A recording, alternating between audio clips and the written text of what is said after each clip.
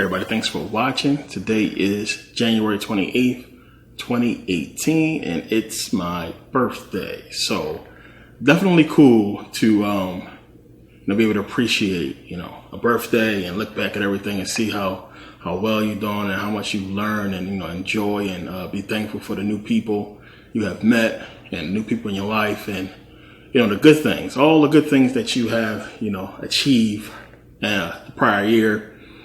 And it's cool. It's cool. 36. Seems like I've been 35 for a long time.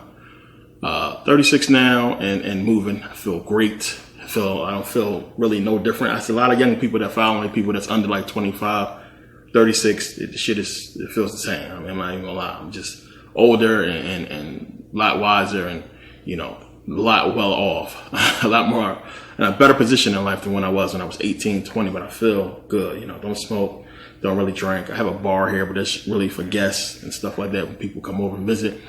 I'm an occasional drinker, but it's good to get older and look at where you are at this age and be glad that you are in a position. I always tell people, I don't care who they is and how famous or how much money they got. I wouldn't want to be anybody but me. Just because what I went through in life and what I know and It's cool. But, today my birthday. And if I forget to say thank you to everybody who said happy birthday, thank you guys. I really appreciate it. But let's get into, this video. And the whole thing is I've been putting out, videos for a while, really on this subject and painting this picture about what happened, in Kemet after the Egyptian Empire fell. And if you've been paying attention to, ancient history and, the Metal Netter series and the whole thing with Mystery School, and you can see that this picture is being painted, telling the story, giving you the real history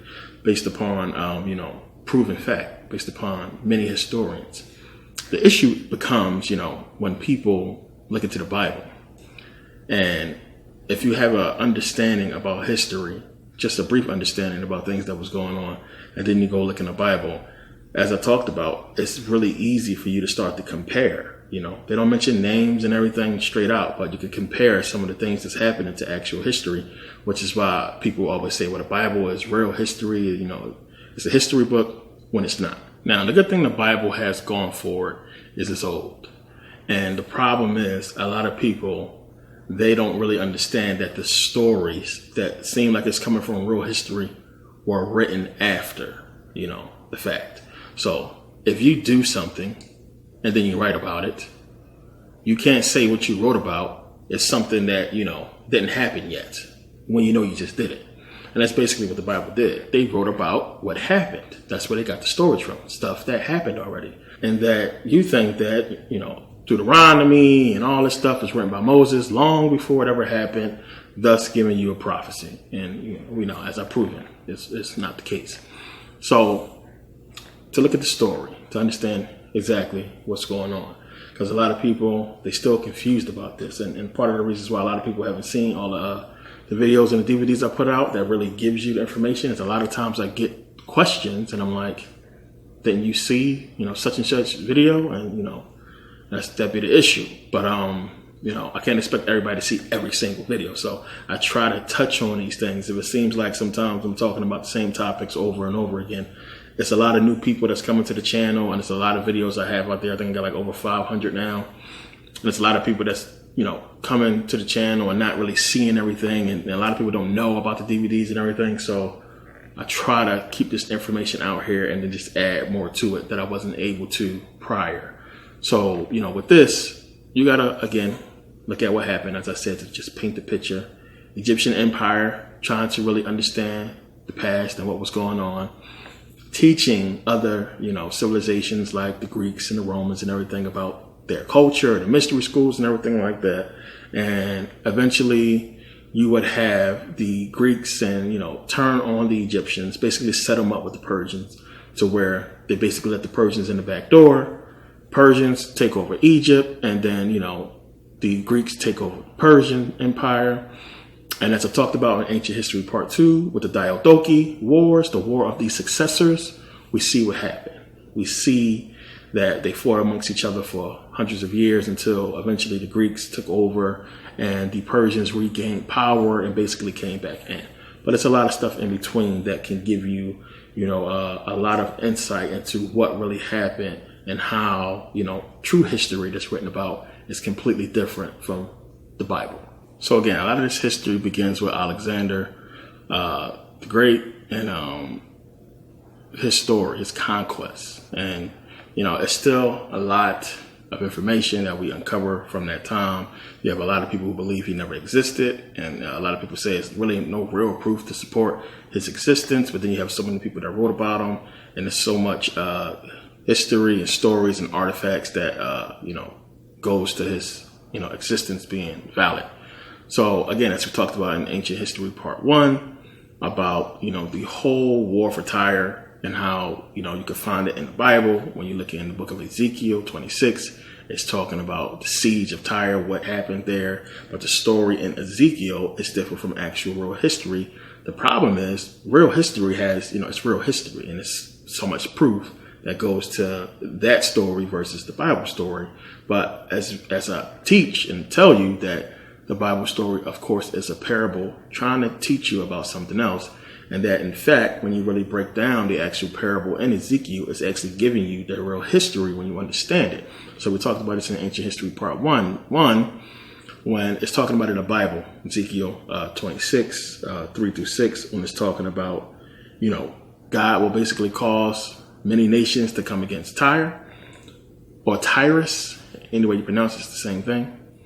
And we know it wasn't really many nations, it was basically 3 that really came against Tyre, and which Tyre would be modern day Lebanon.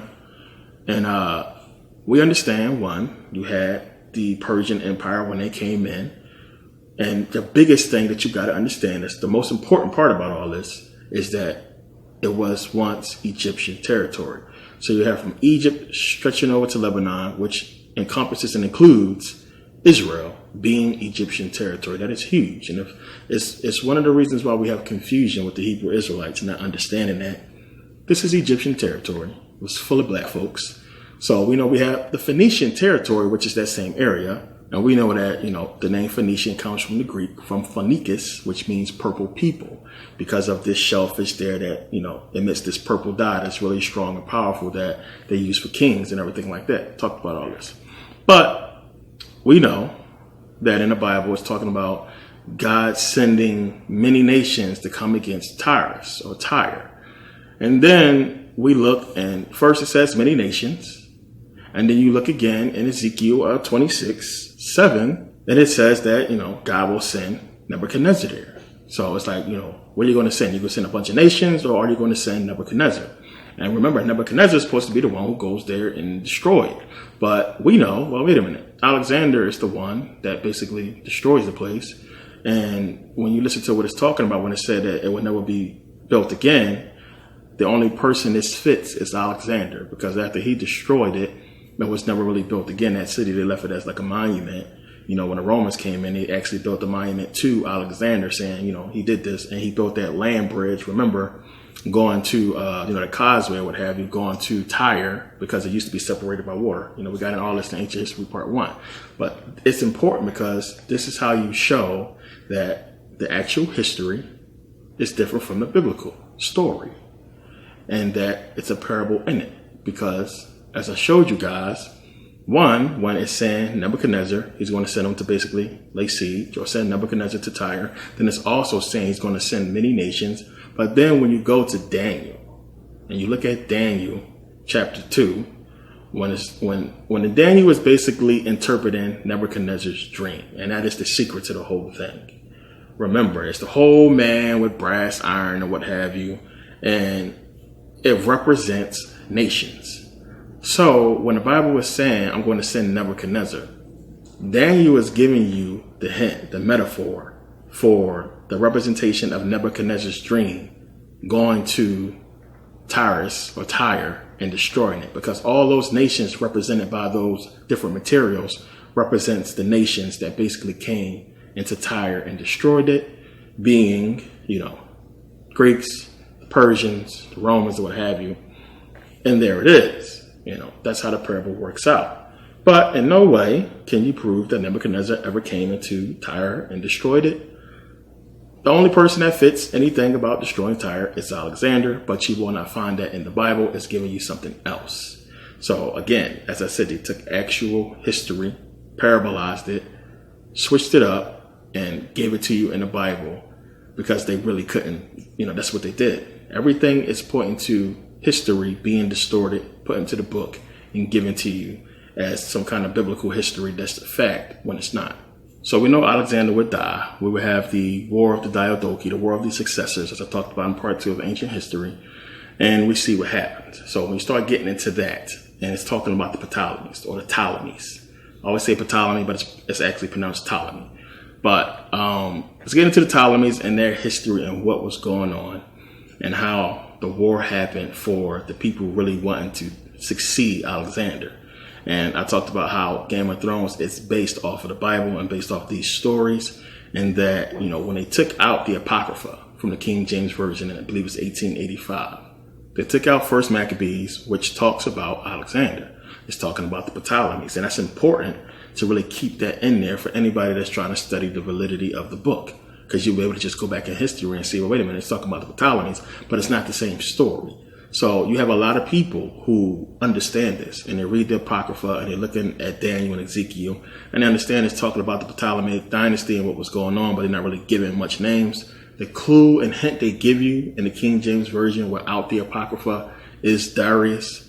So we know if it's talking about Darius, it has to be talking about the Persians and alluding to Alexander and the Ptolemies. So people look at this in the Bible and say, it's real history because it's talking about them. What they don't do is compare the stories, and that's the problem. Because when you compare the stories, you can see it's not the same. It's completely different. Everything is off, and it's not the same as historians told it. The thing you need to be asking yourself is, why is it in there? And that's what people do not do. Why would the Jews, why would the Jews write about the Greeks and their history and how they came into power and the Ptolemies? Why? If they was the ones who wrote the book. And if you watch my videos, as I told you, the Greeks are the ones who gave you your Torah and your Bible. They are the ones. Everything points to them. So it gets to the point where you have the Ptolemies take over. They would basically outlast the rest of the Diadochi and become the ones that was on top. It's a lot of Ptolemies. The dynasty is long and it's a whole bunch of them. So they would be the ones who basically last the longest and, form this unity with the Roman Empire, who would continue Hellenization, which, as I pointed out in the DVD, how Hellenization is really that time during the Diadochi War when they basically ruled all of this territory. It was all theirs. So this is important to understand when we're trying to put together this puzzle of the Bible, because then when you see this and then you look at the official explanation from where we get the Bible, we know we get it from Ptolemy II Philadelphus. And it was him trying to give us the Hebrew law in Greek. And he ordered the translation of the Hebrew law from Hebrew to Greek that was supposed to be done by 72 Hebrew elders, 6 from the 12 tribes, from each of the 12 tribes of Israel. And as I said, the problem with that whole thing is there's no proof at all. There's absolutely no proof that this ever happened. And it's like all of a sudden, poof, we get the Septuagint. What Septuagint means 70. We get the Septuagint given to us by a fake pharaoh who conquered his way onto the throne. And this is how we get the Septuagint and how we really get the inception of the Bible. And this is by Greek people who say they got it from Jews who gave it to them in Hebrew. All this is important because we're trying to establish, validity to the Greeks creating the book. And then when you get Dr. Joseph Yehuda's book, as I talked about, pointed out, Hebrew is Greek, where he proves without a shadow of a doubt his work has not been challenged and proven wrong in any way. And he actually died before he could finish the book completely, and one of his students finished it, but he does it. He proves it 100% that the Greeks created Hebrew as well as Arabic, and it's in the book, which is why the book costs so much, as I pointed out. Everything I just gave you here, everything I just talked about and said, you cannot find this kind of fact and validity in the same capacity as trying to figure out if the Bible is true. So all the stories and everything I'm giving you, you can find that it's backed up by many scholars, many historians, facts and proof that could prove that these people actually exist, that gives more validity to the Greeks giving you the Septuagint in the Bible, the Old Testament, than Moses or anybody else. It's just that simple. So it's either you're going to follow the facts and what we can prove, or stick to the fact that, one, you only got faith, because we do not have any of the originals of the Septuagint or any kind of Hebrew manuscript that predates the Septuagint. So the Hebrew Israelites, the Christians, or anybody else, they can say what they want. None of them can prove that there was a Hebrew manuscript that predates the Septuagint that we had in our possession at any time. There's no proof of that. A lot of people who don't know are quick to point out the Old Testament was written in Hebrew. We never had it. Prove it. We never had it. We never had one. And we know for hundreds of years, for over 300 years, so-called Jews accepted the Greek Septuagint for hundreds of years until Christianity came into play. And this is when they start questioning, the Greek version of the Hebrew law, which is weird when it's supposed to be a Hebrew law. And, the Hebrew language is thought to be lost. So this is how they were spreading it. This is your history. This is what you're supposed to know. And the language is lost. We got it in Greek to teach you, because they all spoke Greek, because this is around the time Hellenization was going on. And we know that Diadochi ruled that whole area. See, this is real history. This is the history that you find that we can prove. So it all fits with everything. And the thing is, when you understand, as I said before, that Israel was ruled by the Egyptians, so what did the people look like? They were black. They were African people that was in Israel. These are your first Jews. These are the people that they forced Judaism on, because they couldn't get them to worship the Greek gods. The Africans in Israel would not accept this stuff. They wouldn't take it because they knew what it was. They knew where they stole it from. It's from their people. So you would have eventually Judaism created, which, as I pointed out, it mimics deeply, when you pay attention, Greek mythology. So as I pointed out again, Adam and Eve, you have Eve and the apple, or Eve and the fruit, releasing the ills onto mankind. Same thing with Pandora's box, Noah's Ark, Achilleon and Thera. You have Samson, Hercules, or what have you, Zeus, Jesus, God. All that stuff fits with Greek mythology. And again, Greek mythology predates any biblical anything. So talked about, trace it back to 1000 BCE with Homer's Odyssey and the Iliad. So again, these are all points going towards the Greeks giving us this stuff, this doctrine. No Hebrew or Christian can give you anything to the contrary with so much proof to back it up. And this is what you really got to understand, because it seems as if people are really not getting this history, and they're skeptical about it when, it's laid out. This is why I put the stuff out and put the information out, to really give you guys this painting, this picture. It's easy to piece together when you really do the research. There is no validity to what these people are saying. So when you understand, one, that these people was black, and this Judaism was forced onto them. When you read even in First Maccabees, when it's talking about, Ptolemy basically persecuting the Jews. And this is documented time where it was wars with the Jews, that these black people, what they call Jews, fighting, for their land, fighting for Israel, fighting for Italy even, because they was there. And it all leads up to this, when they talk about, Josephus is talking about the Jewish war against Rome. And as I pointed out, these were the indigenous people of Rome who were black, African people, who was trying to take back the land that was taken from them, and wars ensued. And they're just stapling these people as Jews when they wasn't all Jews. And, when you understand that once they indoctrinated these people, and it became a generational thing to where the generations that knew the truth died off, and they raised their children with the understanding that they were Jews and Hebrews, and gave them this language and this fake history, they carried it on and they spread it. And when they let them out, they went and spread that doctrine, into Africa, which is why you have Hebrews so proud to look back, to the 1st century CE and the 2nd century and say, look, we got proof of black Hebrews. So what? They do not predate the 4th century BCE when this inception happened. So when you do the math and you go and look at the 4th century being when the Greeks went in there and took over Egypt, and the fact that we can't find any proof of any Hebrew or Jew before that, you see exactly what happened. Factor in the Ptolemies. Ptolemy II of Philadelphia has given us the Septuagint and the whole story from LXX that has been proven a lie there it is. You know, it's right there. The history is laid out. It shouldn't really be too many people confused about it unless you want to be.